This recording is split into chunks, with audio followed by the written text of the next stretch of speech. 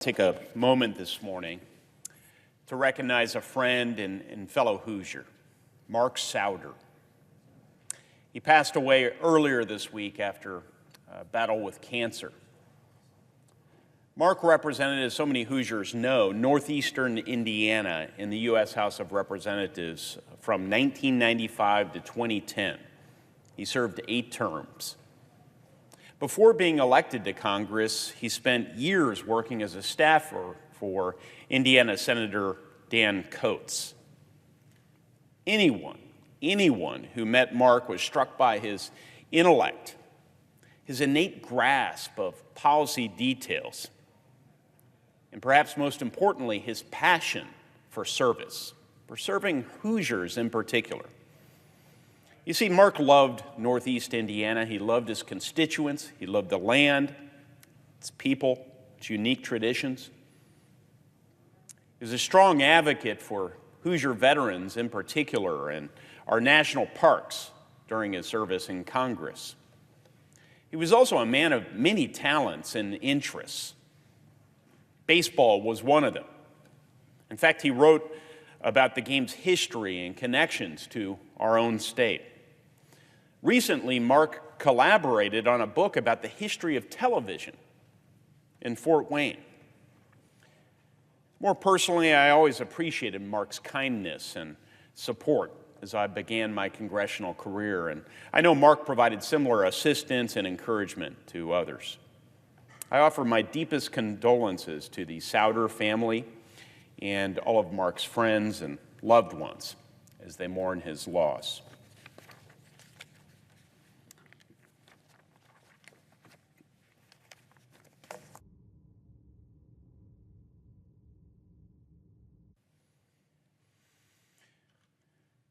Madam President, time and momentum are on our side. So said Xi Jinping to his colleagues in the Chinese Communist Party last year. True, there have been some recent setbacks to China's grand plan, corruption probes, billions of wasted government dollars. But make no mistake, these are minor distractions. You see, the CCP is determined as ever to supplant the United States as the world's leader, militarily and economically, in order to win the 21st century. Xi and his government will subsidize any industry, spend any amount of money, take any means, even propping up manufacturing with slave labor, to bend the market to its ambitions and force America to its knees. The CCP is confident that America is too dysfunctional, that the American people are too divided to arrest its momentum. Well, Madam President, today I'm pleased to report that the CCP has made a serious miscalculation. Allow me to explain. You see, earlier this month I was in West Lafayette, on the campus of Purdue University. Indiana's Governor Eric Holcomb and Purdue's President Mitch Daniels were, of course, there, and we were joined by U.S. Secretary of Commerce Gina Raimondo and U.S. Secretary of State Antony Blinken. Our group saw up close the amazing work that Purdue's doing across its technology ecosystem. We met and spoke with many talented students and professors, and we had a productive discussion about ways to bolster our national security and economic competitiveness. Not coincidentally, we did this in a hall named for Neil Armstrong. Not coincidentally, because our conversation focused on the CHIPS and Science Act. This is legislation I and others in the Senate worked on for years that I'm proud was finally signed into law in August. Now, the CHIPS and Science Act will unleash the same enterprising American spirit that sent Neil Armstrong to the moon aboard Apollo 11. The same spirit Beijing believes is a relic of the 20th century. This type of bipartisan economic and national security win only comes along once in a generation. Enacting the CHIPS and Science Act sent a strong message to the world that when it comes to meeting China's challenge, here in the U.S. there is a cross-party consensus and a seriousness of purpose. A thriving domestic chip industry is going to prevent future supply chain stoppages and protect our military readiness. You see, right now, Taiwan produces 90% of all advanced semiconductor chips, and the threat of a communist China takeover of Taiwan is real. Meanwhile, the Chinese government is heavily subsidizing its national security innovation base and the development of mission-critical technologies. In fact, the CCP has invested $14 trillion, $14 trillion in the technologies that will shape our modern economy and decide winners of future wars. Technologies like quantum computing, robotics, and artificial intelligence. Technologies like hypersonics. They've also set a strategy of dominating the global production of semiconductors. If China produces more and more of the world's supply of semiconductors, America's economy and our national security could be at the mercy of the CCP, especially in the event of another pandemic or war. This is all part of Beijing's bet to beat America. But the CHIPS and Science Act helps America counter that bet. And you see, there's a happy coincidence here. What benefits our national security also benefits our economic security, especially across the industrial Midwest, where we pride ourselves on making things like microchips. Just weeks after the CHIPS and Science Act became law, its benefits began to reverberate across the heartland economy. We've already seen numerous major economic announcements that are directly tied to this bill becoming law. In fact, a corridor of the semiconductor industry will run through the state of Indiana. Thanks to the CHIPS and Science Act, Skywater Technology is moving forward with its plans to partner with Purdue to build a $1.8 billion facility in West Lafayette. They'll manufacture semiconductor chips and create an estimated 750 direct jobs. And there's more to come. Further, the CHIPS and Science Act provides $2 billion for the Department of Defense to make semiconductors. Naval Surface Warfare Center Crane Division in southern Indiana, with its expertise in chip manufacturing, is expected to play a significant role in this effort, in turn creating economic opportunities across the southern part of our state.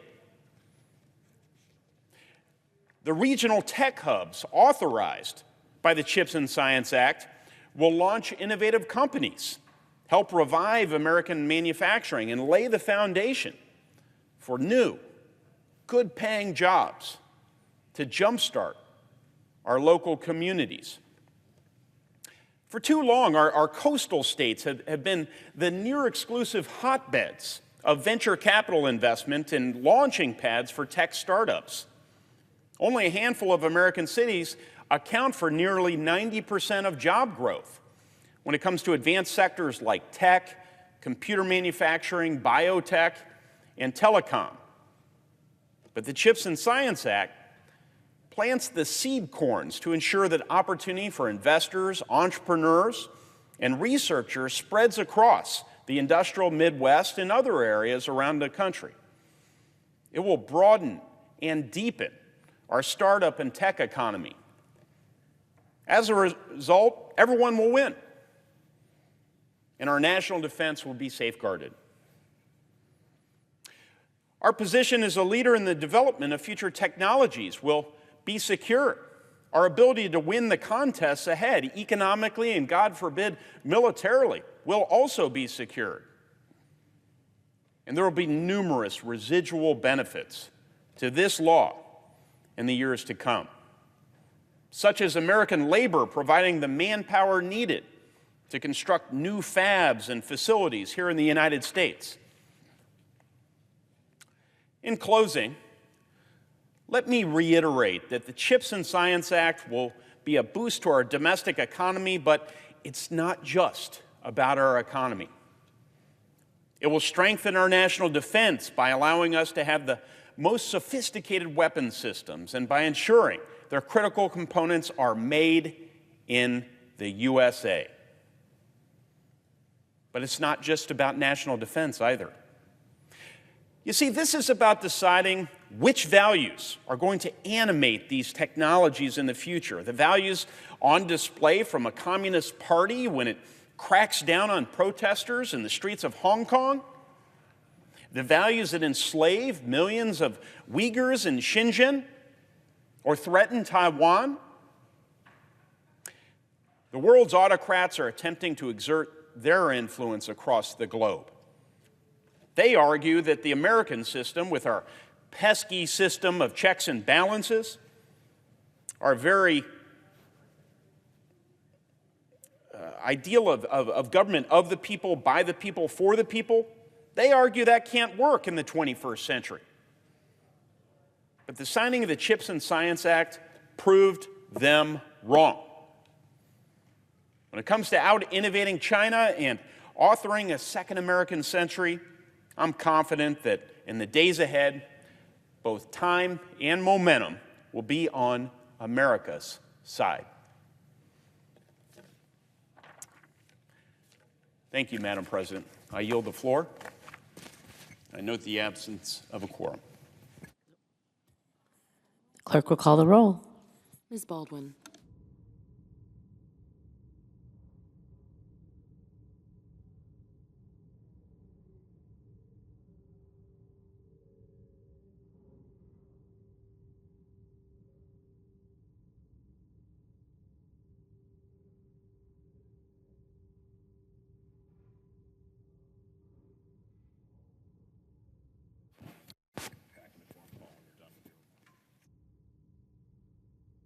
President. From the senator from Indiana. I ask unanimous consent. Quorum call. Call off the quorum call, yes. Without objection.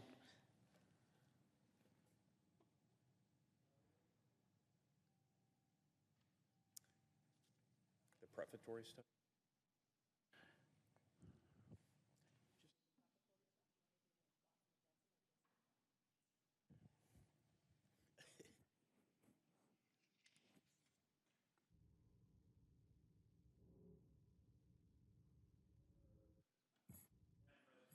I ask unanimous consent that should the Senate receive from the House of Representatives a bill, the text of which is identical to H.R. 8982 as introduced in the House and which is at the desk, the Senate proceed to its immediate consideration, the bill be considered read a third time, and the Senate vote on passage without further intervening action or debate, and the motion to reconsider be considered made and laid upon the table. Is there objection?